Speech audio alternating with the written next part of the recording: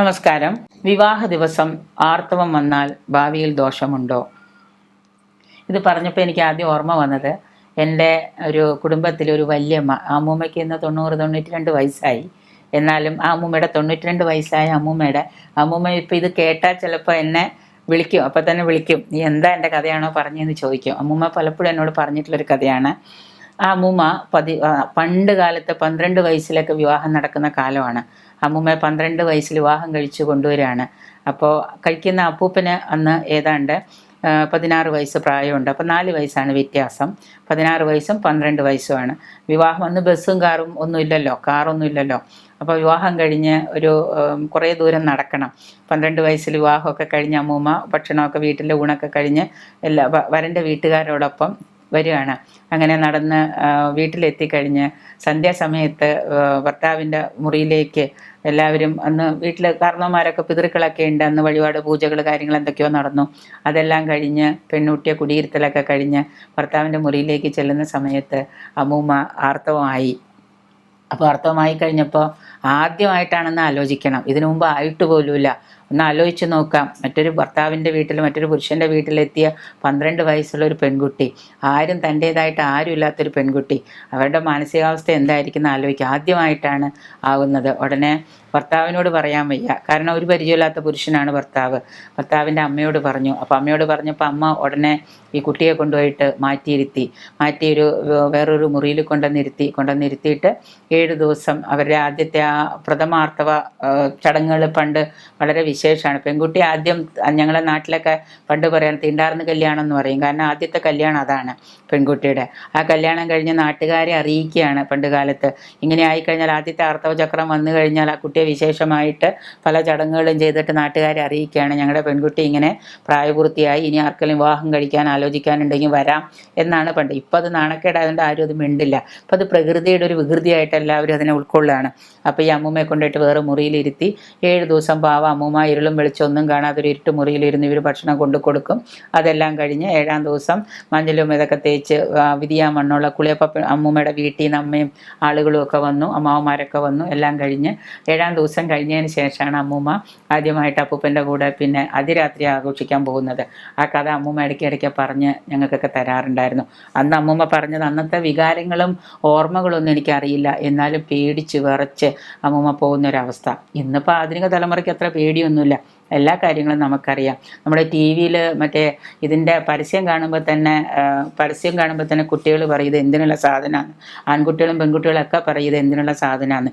ഇപ്പോൾ ടെക്നോളജി വികസിച്ച് പല മാറ്റങ്ങളും വന്നതുകൊണ്ട് കുട്ടികളും അത് ഉൾക്കൊള്ളാറായി. എങ്കിലും ഇവിടെ വിവാഹം ഇപ്പോൾ അറേഞ്ച്ഡ് മാരേജ് ഒക്കെ ആണെങ്കിൽ, ഞങ്ങളുടെയൊക്കെ വിവാഹ സമയത്ത് കാരണവന്മാരെല്ലാവരും കൂടിയാണല്ലോ നിശ്ചയിക്കുക, മുഹൂർത്തം നിശ്ചയിക്കുക.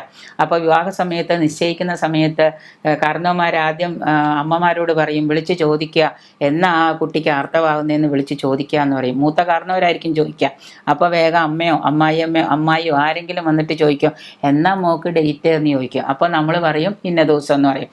അപ്പോൾ ആ ദിവസം ശരി, അന്നേ ദിവസം മുഹൂർത്തം ഇന്ന കുട്ടിക്ക് ഇങ്ങനെയാണ്, ശരി ഒരു 4 ദിവസം കഴിഞ്ഞ് അപ്പുറത്തേക്ക് മുഹൂർത്തം ഉണ്ടോ നോക്കാം, അങ്ങനെ പറയാം. എന്നിട്ട് 4 ദിവസത്തെ മുഹൂർത്തം കവടി വെച്ച് നോക്കും. 4 ദിവസം കഴിഞ്ഞോ 5 ദിവസം കഴിഞ്ഞോ മുഹൂർത്തം ഉണ്ടെങ്കിൽ എടുക്കും. അപ്പോൾ എന്താണ്, ഇത് കഴിഞ്ഞ് ശുദ്ധമായി ശരീരമൊക്കെ ശുദ്ധമായതിന് ശേഷം കല്യാണം കഴിച്ച് പോകുന്നു. ചിലപ്പോൾ പാവം പെൺകുട്ടികൾ അത് കഴിഞ്ഞ് ഭർത്താവിൻ്റെ വീട്ടിൽ ചെന്നാൽ പിന്നത്തെ മാസം പിന്നെ ആർത്തവം ഉണ്ടാവില്ല, കാരണം നമുക്കറിയാം.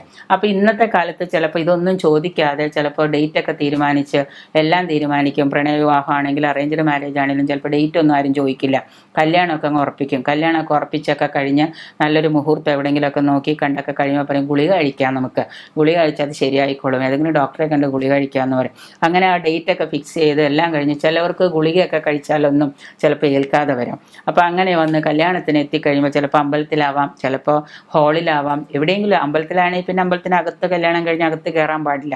അങ്ങനെ ചെന്ന് ഇത് കഴിഞ്ഞ വിവാഹ ദിവസം ചെല്ലുമ്പോഴായിരിക്കും ചിലപ്പോൾ പെൺകുട്ടി അറിയാതെ ചിലപ്പോൾ ടെൻഷനുണ്ട്, അന്ന് ആർത്തവം ചിലപ്പോൾ സംഭവിക്കാം. ചിലപ്പോൾ കഴിച്ച ഗുളികയൊന്നും ഏറ്റിട്ടുണ്ടാവില്ല, ചിലപ്പോൾ ഡേറ്റ് 10 ദിവസം നേരത്തെ വന്നിട്ടുണ്ട്. അങ്ങനെ വരുന്ന സമയത്ത് ഈ പെൺകുട്ടി സ്വാഭാവികമായിട്ട് മാനസികമായിട്ട് തന്നെ വിവാഹം കഴിച്ച് ഇന്ന് ആദ്യമായിട്ട് താൻ വേറെ വീട്ടിലേക്ക് പോകുമ്പോൾ ഇങ്ങനെ സംഭവിച്ചു, ഇന്ന് 23-24 വയസ്സൊക്കെ ആയിട്ട് വിവാഹം കഴിക്കുന്നവർക്ക് അതൊരു ടെൻഷനല്ല. എങ്കിലും അങ്ങനെ സംഭവിച്ചു കഴിഞ്ഞാൽ അയ്യോ അത് പാപമാണോ, അത് വലിയ ദോഷമാണോ എന്ന് ചിന്തിക്കുന്ന ഒരു തലമുറയുണ്ട്. അങ്ങനെയുള്ള ആളുകളുണ്ട് ഇപ്പോൾ. പക്ഷേ അങ്ങനെ സംഭവിച്ചു എന്ന് വെച്ച് കഴിഞ്ഞാൽ ഈ ആർത്തവം എന്ന് പറയുന്നത് ശരിക്കും പറഞ്ഞാൽ പ്രകൃതി വയ്ക്കുന്ന ഒരു പെൺകുട്ടിക്ക് പ്രകൃതി വയ്ക്കുന്ന വലിയൊരു അനുഗ്രഹമാണത്. ഏറ്റവും പ്രധാനമായിട്ട് അമ്മയാവാനുള്ള ഒരു അനുഗ്രഹം തന്നെയാണത്. 6-7 മാസമൊക്കെ ആവാതിരിക്കുന്നവർക്കൊക്കെ ഒരുപാട് ചികിത്സകളും ഒരുപാട് മരുന്നുകളൊക്കെ കഴിക്കേണ്ടി വരും. സ്ഥിരമായിട്ട് ആർത്തവചക്രം വരുന്നവർക്ക് ആരോഗ്യ പ്രശ്നങ്ങളില്ല എന്നാണ് നമ്മുടെ സയൻസ് ഇപ്പോൾ പറയുന്നത്. അലോപ്പതിയിലൊക്കെ അങ്ങനെയാണ് പറയുന്നത്. അപ്പോൾ അതുകൊണ്ട് തന്നെ അങ്ങനെയുള്ള ഒരു കുട്ടിക്ക് അമ്മയാവാനുള്ള ഏറ്റവും വലിയൊരു അനുഗ്രഹം പ്രകൃതി കൊടുക്കുന്നു എന്നുള്ളതാണ് ആർത്തവചക്രം. അപ്പോൾ അങ്ങനെ ഒരു സമയത്ത് വിവാഹം നിശ്ചയിച്ചു അല്ലെങ്കിൽ വിവാഹം കഴിഞ്ഞ് വന്നപ്പോൾ അങ്ങനെ ആർത്തവം ആയി എന്ന് വിചാരിച്ച് ആരും വിഷമിക്കാനും ടെൻഷനാവാനും അതൊരു പാപമൊന്നുമല്ല. അത് നമുക്ക് ഉള്ളൊരു അനുഗ്രഹമാണ്. അതിനെ ആ ഒരു 6-7 ദിവസത്തേക്ക് നമ്മളൊന്ന് കെയർ ചെയ്യുക, ആ രീതിയിൽ കാര്യങ്ങൾ എടുക്കുക. ആ ദിവസങ്ങളിൽ നമ്മൾ വിവാഹം കഴിഞ്ഞ ദിവസം തന്നെ ഞാൻ ആയല്ലോ, അതുകൊണ്ട് ഇത് ഭാവിയിൽ വലിയ ദോഷം ഉണ്ടാവുമോ എന്നൊന്നും ചിന്തിക്കാനൊന്നുമില്ല. കുറച്ച് കാര്യങ്ങൾ പറഞ്ഞ് മനസ്സിലാക്കുക ഭർത്താവിനെയും ആളുകളെയും. ഭർത്താവിനെ പറയാം എനിക്കിത് ഇങ്ങനെയൊക്കെ ഒരു ബുദ്ധിമുട്ടുണ്ട്, അതുകൊണ്ട് ഇനിയിപ്പോൾ 3-4 ദിവസത്തേക്ക് എനിക്ക് എല്ലാ കാര്യങ്ങളും മാറിയെന്നേ പറ്റൂ എന്ന് പറയുക. ശാരീരികവും മാനസികവുമായിട്ട് റെസ്റ്റ് എടുക്കുക. എന്നിട്ട് നമ്മൾ ജീവിതത്തിലെ ഭാവിയിലേക്ക് സന്തോഷമായിട്ട് കാര്യച്ചില്ല. അല്ലാതെ വിവാഹ ദിവസം ഇങ്ങനെ സംഭവിച്ചു എന്ന് പറഞ്ഞിട്ടുള്ള അത് വലിയ പ്രശ്നമൊന്നുമല്ല, അത് ദോഷവുമല്ല, ഒരു പാപമല്ല. അതിനെ വിചാരിച്ചിട്ട് ആരും ടെൻഷൻ ആവുകയും വേണ്ട. അത് നോർമൽ പ്രക്രിയ, അതങ്ങനെ നടന്നോട്ടെ. ആ ഒരു 6-7 ദിവസം നമ്മളൊന്ന് റെസ്റ്റ് എടുത്താൽ മതി. ശാരീരികമായിട്ടും മാനസികമായിട്ടും നമ്മൾ റെസ്റ്റ് എടുക്കണം. പെൺകുട്ടികൾ അത് പ്രത്യേകം ശ്രദ്ധിക്കുക. അതിനൊരു ദോഷവും ഇല്ല. നിങ്ങൾ അതിനെക്കുറിച്ച് ഓർത്ത് ബേജാറാവുകയും വേണ്ട.